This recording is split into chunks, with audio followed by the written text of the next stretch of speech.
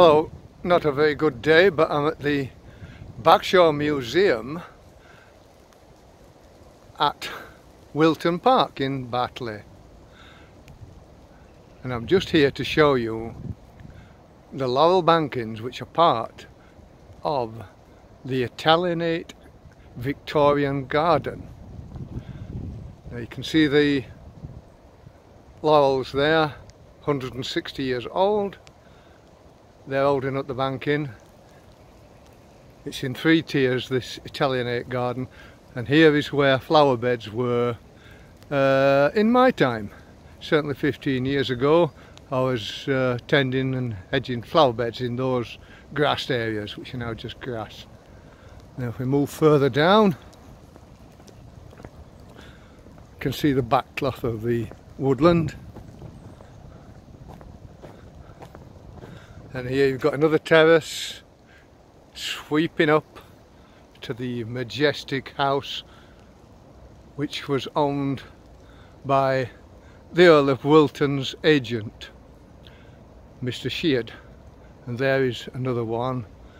So you can see you've got 1, 2, and then we sweep down again. And the 3rd tier is held up by a 3rd 160-year-old heritage laurel bank, which is quite unique, as the ones at Chatsworth House are held up by walls. Here it's unique in England. And then here we have the bottom part of the Italianate gardens and the classic fountain there, and we'll just wander down there and see what it's like now.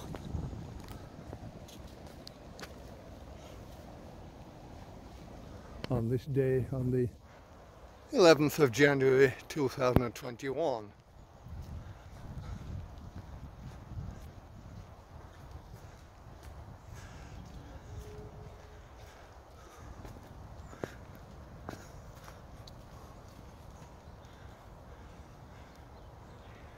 See the beautiful sweep of laurels which brings your eye down to the bottom part of the Italianate garden.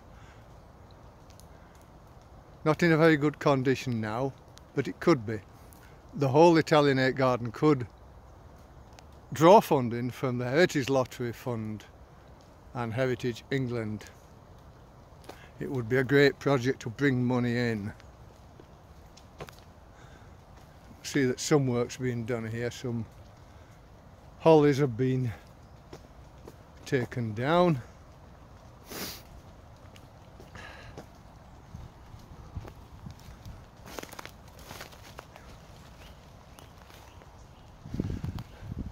But what have they done with the hollies? They've just chewed them up a bit and then put them on what were rose beds.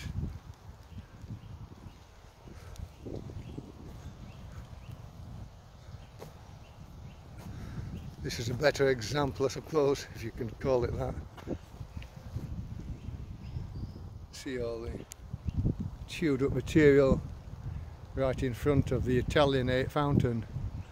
There was another part of the fountain on top of that, I am told, by John Teal, the former gardener here.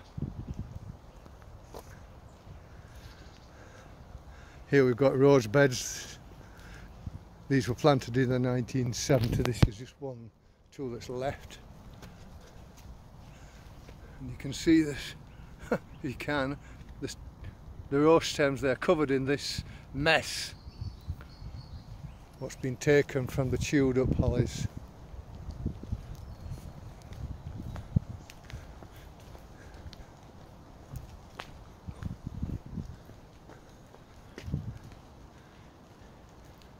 This is giving you a different angle, but you can see, just about see the grand staircase there,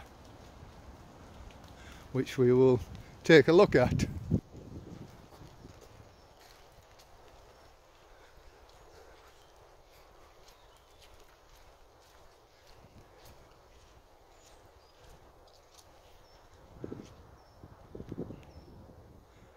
There's the fountain, no water in it now, but I am told by the former head gardener John Teal that it was working in the 1980s because he got it working. And then we've got this beautiful grand staircase which would probably cost a few $100,000 if you had to do it today. I'll just take a walk up.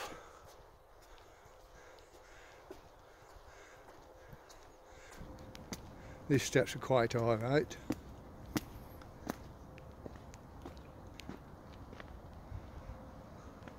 And that's giving you a view of the bottom part of the Italianate garden. A unique garden.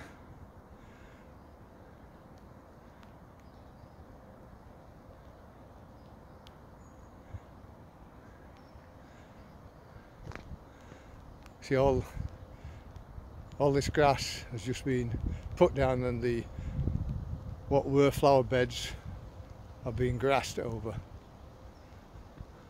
Mainly by stupidity on the behalf of the people who control the parks.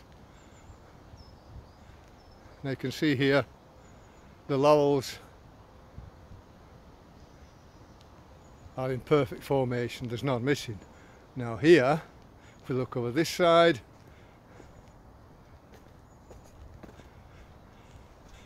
yes, there are a few gaps,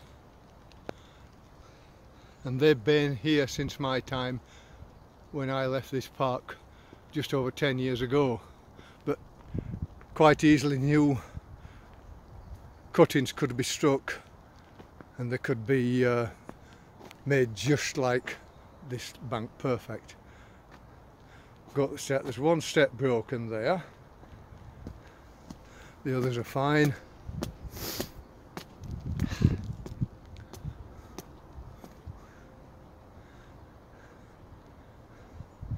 Now when we get to these, for some reason these have collapsed, probably due to neglect by the council, and even now all that would need was be restoring, propping up, and then concrete put underneath and relaying, which should be no problem for the council's own construction gang, which haven't much to do these days.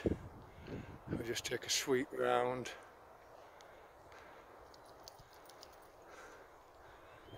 And we'll pretend we're going down the grand staircase, which is absolutely fantastic, a treasure.